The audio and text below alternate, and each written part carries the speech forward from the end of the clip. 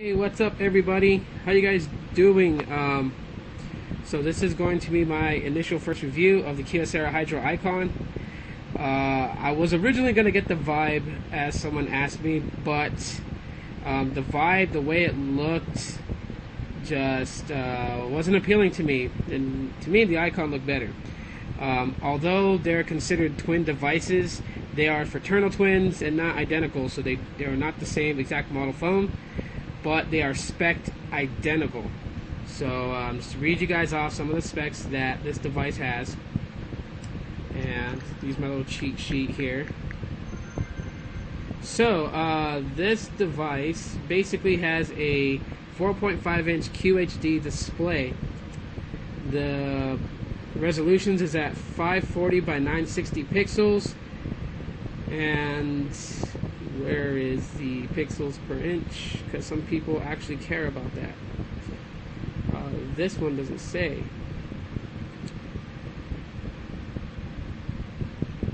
Yeah, it's not giving me the pixels per inch, guys, so sorry.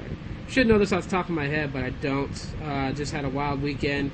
Yesterday we celebrated my daughter's birthday, so sorry about this. Anyways, so the device itself has 8 gigabytes of internal storage with 4.4 gigabytes usable. It's running on 4.3 Jelly Bean, and it's got a 2000 milliamp hour battery.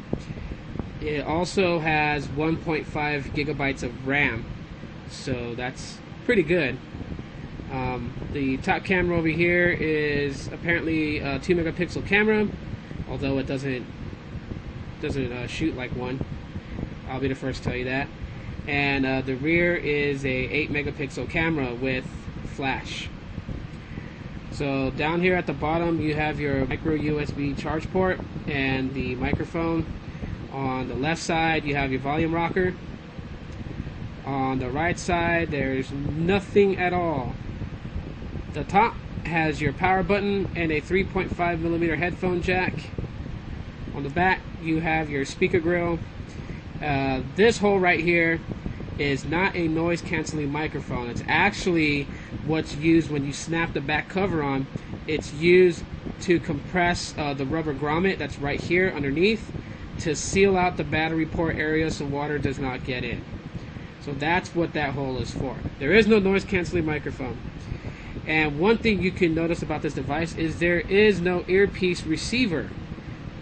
So Kyocera uses a smart sonic technology that basically the screen vibrates to produce sound that your eardrums can pick up.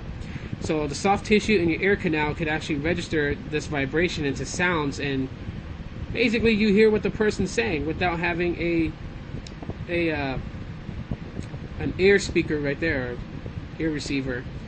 So of course, like I said, you got a microphone, so that's how they can hear you, and there is a speaker for speakerphone. Now, listening on call qualities is not bad at all. Actually, it sounds just as if there was a speaker right here for listening to your calls. So when people spoke to me and I had this up to my ear, it's really cool.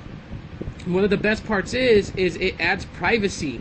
So if I take the phone away for a second and someone is, just gibbering on, nobody will hear what they're saying. This has to be close to your ear in order for the vibration sounds to be picked up. So that's great. Privacy. No one else is going to really hear your stuff. The 2 megapixel camera is really shitty. I'll be the first to tell you guys that. It is crappy. You don't really get, like, here in low light situations, like, I'll pop the camera on and I'll show you guys. Let me just go ahead and switch to the front camera. Real crappy, isn't it? I mean, you can't, like, I'm so dark right there, you can't even see me. And I'm in light, okay? I have light right there. And it's not the best quality light, but me being a silhouette, not very well. However, if I switch to the front camera, there we go. See my fan ahead of me, that's what's making all that sound. And you can't see it from this video, but it's actually quite crisp and the coloring is really good. But my camera phone, the Desire 601, doesn't really take They'll take it in true color. So so yeah, the camera is not one of the best features here. Now it does run Android 4.3 Jelly Bean, so you can't get like the Google camera on here, but it fairly works. And there is a root method, but there's no development like custom ROMs and none of that stuff, so you can forget that. But using Jelly Bean is not really a bad thing at all. I mean, I don't know, maybe it's just because I'm getting out of that phase of customizing phones and putting custom ROMs and having to have CyanogenMod on every phone that I have. It's just not for me anymore, I guess. But I still will continue to do those types of videos once there's development for the newer phones that I have. So we'll go to About Device, and there you go, 4.3 Jelly Bean, and it does have that little Easter egg thing where you can play the little flick the jelly beans away. That's always fun. Bye. Adios. So anyways, speed tremendously good. I did post up a couple of videos, like some, water dunking test videos. If you guys want to check those out, I don't need to redo them again. Battery life is pretty decent. I mean, when I'm not really using the phone, it's not chugging along, eating up all this battery. So with light use, I can get about 1 day and 3 hours. With me actually being on it with Wi-Fi and everything else, then I can bring the phone down from 100% to maybe about like 22% in 11 hours. 11 hours, 12 hours tops. So, I mean, the standby time is pretty good. Usage time, and you'll eat the battery. So down here you have 3 capacitive buttons: your home, back, and recent apps. And we can close out some recent apps over here. This is what your notification drop down looks like. I got a Facebook notification right there. So hit that tile and you get your quick settings tiles. And these are not changeable, so you're stuck with brightness, settings, Wi-Fi, your data connection, battery percentage, airplane mode, and Bluetooth. So that's kind of a bummer. This is the UI that it basically runs. You could add the Google Now launcher if you want to. It works on here just fine, but I don't know. I'm just thinking, the basic stuff works great for me. It does. The cool thing about this is that it does come with bloatware. However, you can uninstall the bloatware. That is amazing. And if some bloatware is not uninstallable, you can disable it. So I'll show you guys. When we go to apps, and they have a list on the side. So these are my downloaded apps right here.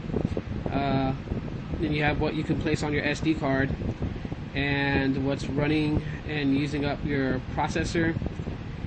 And these are all your apps, and voila, these are disabled, including this real annoying Lumen toolbar that's on my Desire 601 that I cannot disable or uninstall. At least with this phone on Boost Mobile, you can disable it. Can't uninstall it, but you can disable it. And as far as like Google Play Books, Google Play Movies and TV and stuff, I don't really use those features, so bye-bye, they're gone. And so there is about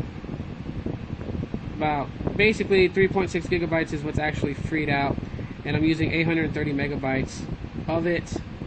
And yeah, so got some space to download some more apps, but I'm content with the Google apps that I use. The only apps that's non-Google really that I'm using up here is like Facebook, Twitter, Foursquare, Swarm, and Instagram, and Zedge. Other than that, mostly everything on here is Google. That's just because I'm a Google type of guy. I really support Google and everything that they do, as well as their smartphone operating system, Android.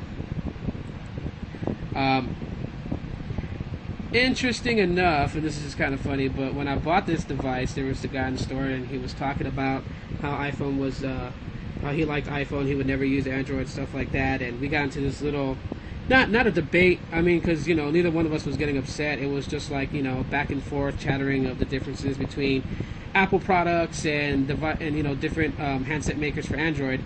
And one of the things that I did tell him was that with this phone, I could dunk it in water.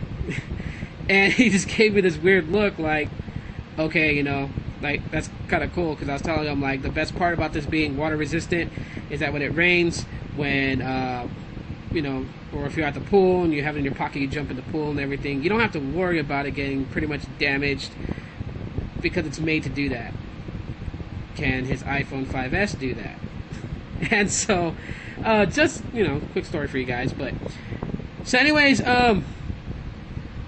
yeah, this thing is screen's supposed to be impact resistant. I'm not too sure. I haven't actually thrown it out of my pocket just to test it, you know, because I'm trying to keep this thing nice. I want it to last me. I don't need it to have all kinds of scuffs and dings and all types of crap all over it. But the best part is that I don't really need a case for it, so that is really awesome. I have the security to know that if this falls out of my pocket or out of my hands, it's pretty cool. And like the other day, yesterday, my fiance was running out getting some more party favors for my daughter's birthday, and I was taking a shower getting ready. She needed to talk to me, and it was great because I could answer my phone while I was in the shower and talk to her and basically, you know, handle off everything. So that was always good. So if you guys have any questions, leave it in the comment section of this video. I'll give my 1 month review and final review, which is my 1 month review. I don't know why I said those two things, but they'll be coming out soon after I pass 1 month with this. So leave your questions in the comment section of anything else you guys want me to cover, whatever, whatnot. And yeah, thank you guys for subscribing. If you have subscribed, if you have not, go ahead and hit that subscribe button. It really helps me out, helps my channel out, helps me bring you guys more content, more stuff to pretty much watch you guys are interested in. And if this video was partially or mostly informative for you guys, go ahead and hit that thumbs up button to help me out. And as always, I will see you guys next time. Thank you guys so much. Love you guys. Have a safe week. Peace.